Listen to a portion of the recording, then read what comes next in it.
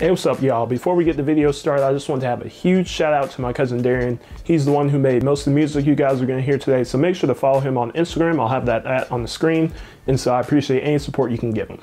So today I've got 3 tips for you on how to go D1. Coming up next.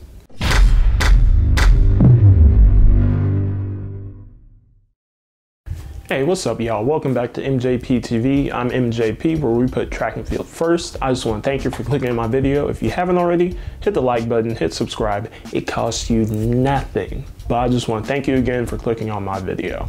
And so this video is actually a follow-up video to one of the first videos I made, 3 tips on how to improve as a young track athlete. And so if you haven't watched that video, if you click right up here in the cards, it will link you to it. And so this video plays off that one. And so everything that applied in that first video will apply in this video. Okay, tip number 1 I have for you guys is to perform at an elite level. And so what I mean by an elite level is hopefully you can be a top 15 performer in your specific event in your state. And hopefully you'll be top 50 in the nation. So when you look on, say, the mile split leaderboards, you'll hopefully be somewhere in that top 15 in your state, top 50 in the country. And then the other thing is to make sure that you go to big meets and you perform well, because that'll help get your name out there. So like here in Texas, we have Texas relays, TSU relays, you know, your district championship, area, regionals, state. And so hopefully, in order to better your chances, you can make it to regionals. I'm not sure if, you know, every state has regionals like Texas. And then preferably you can make it to the state finals in your event, because that'll help, you know, because a lot of these scouts don't go to every single meet, right? They'll go to the big ones. So if you're there and you're performing well, they'll know your name, they'll remember you.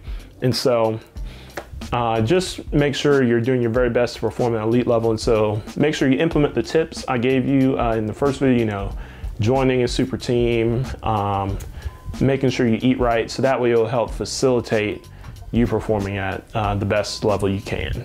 Okay, so tip number 2 I have for you guys is to make sure you get good grades. And so preferably your GPA would be 3.0 or higher. If you were taking the SAT, preferably you get a combined score of 1100 or higher. And if you're taking the ACT, a score of 20 or higher. And so this will make you stand out compared to, say, the average athlete, because you're above what the benchmark is, so that, you know, enhances your chances of getting a scholarship. Because colleges and universities, they don't just want someone who can run fast, throw high, or jump far. They want somebody who's the complete package, right? So if you're lacking in, because school is essentially the other half of the D1 game. So you might be able to perform at an elite level, but if you can't get it done in the classroom, they really won't want you. And so the other things to just add on to that is to make sure that, you know, you have a good behavioral record at your high school, because colleges, they'll look at these things to make sure you don't have any glaring character issues that need to be addressed, and make sure you have good attendance, because that's a big thing. They don't want someone who's just going to show up and run and then doesn't go to class, because ultimately you'll be ineligible after a while, and so it's essentially a waste of a scholarship. So make sure you have all your ducks in a row. And so my third and final tip is to make sure that you promote yourself. And so when I say promote yourself, have someone at your meets, whether it's a parent or a friend or someone you trust, to record you when you compete, record those events, so that way you can put those recordings on YouTube.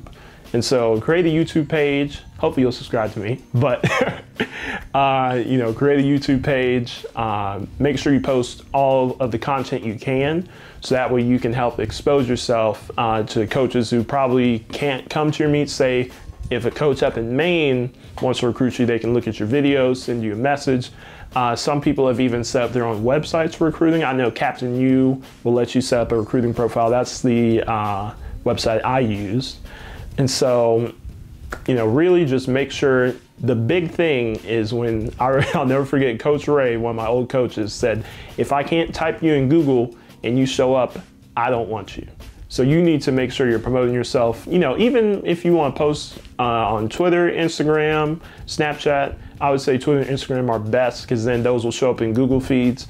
So that way you can get your name out there. And so even if, because, you know, one big caveat to all this is if you're good enough, none of this really matters, because if you're running, you know, 10.1 and you're all the way up in Alaska, they'll find you. right? But this is, you know, to help everyone who isn't running 10 flat, right?